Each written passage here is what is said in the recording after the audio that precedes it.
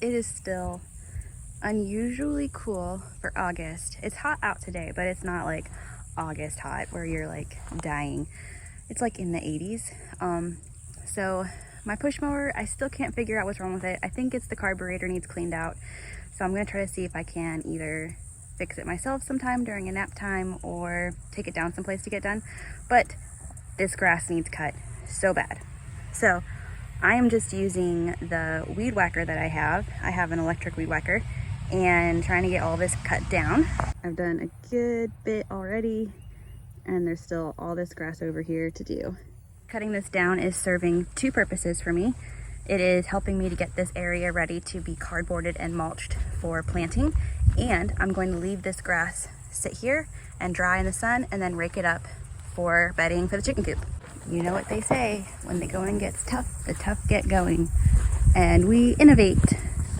I accidentally stepped in some ants and they swarmed up my feet and started biting me. So I just took my shoes off, chunked them and ran. So I've got, I ran and put plantain salve on my ankles where they bit me, because boy does it burn when they bite you. And I've got my high boots on, so I'm gonna retrieve my shoes and try to finish this weed whacking. Here's my shoes. Let's see if the ants are gone.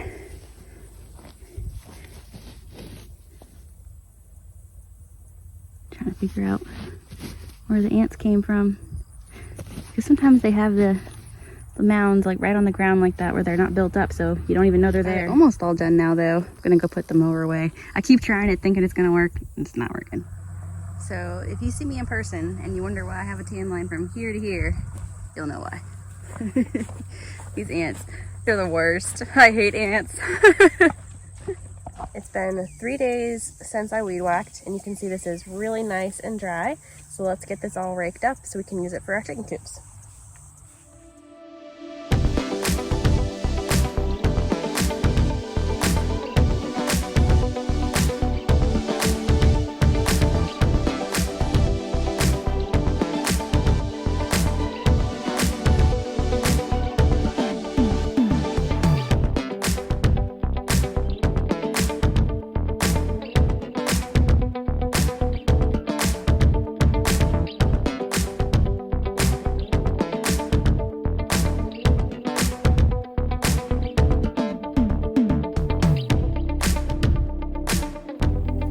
So I've got it piled up into a few stacks.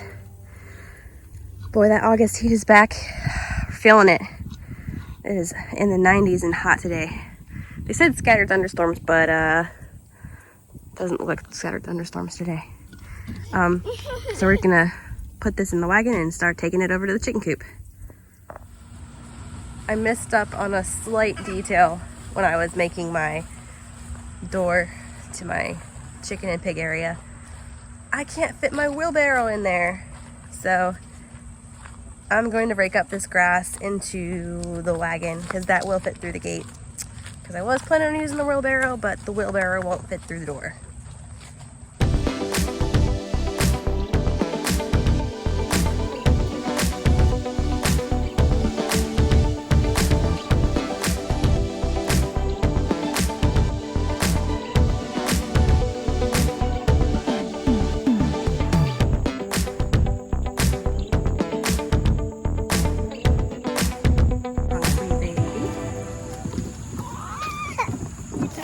Took a short nap today.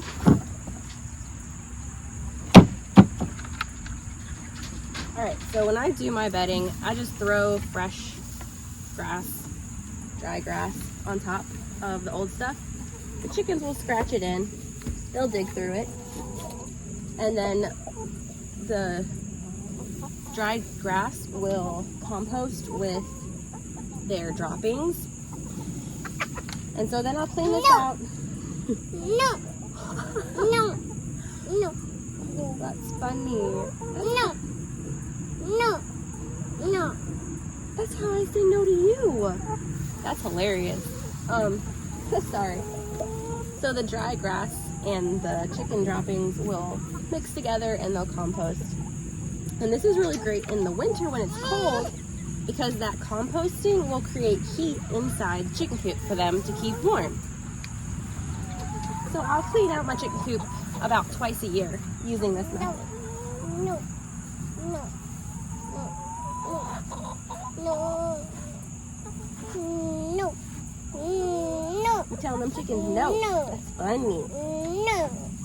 No. Alright, let's go clean out the big coop. No. No. No. So how do you know when it's time to add bedding to the chicken coop? Well, the first sign is if you are smelling not pleasant smells. Your chicken coop should not be smelly. It should not be smelly. So if you are starting to smell chicken poop, it's time to get some fresh bedding. Now you can see here, there's lots of chicken poop in here. So it's time for me to add some bedding to this too.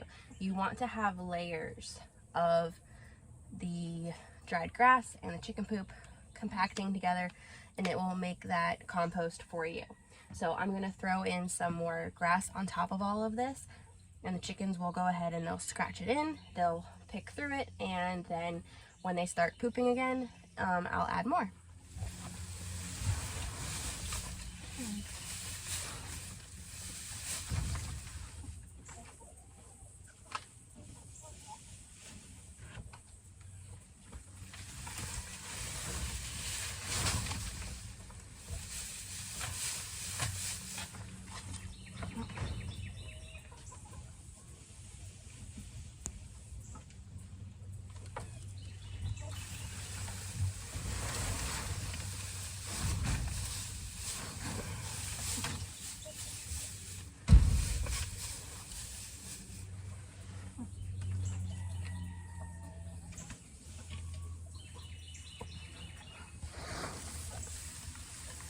And then I usually will put some fresh in the nesting boxes too, just as I see fit.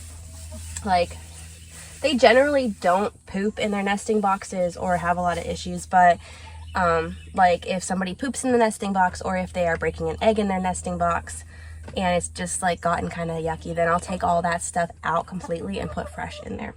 Oh, look at you, you're already coming to check it out. Is there any bugs in there? Check and see. But the key to this is that you want this to be very, very dry. You do not want to put wet grass in your chicken coop.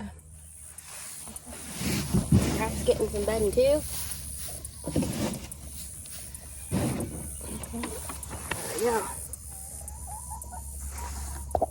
If you have a place that you can store the dry grass, that's great, so then you can have it for over the winter, because my grass doesn't really grow over the winter here.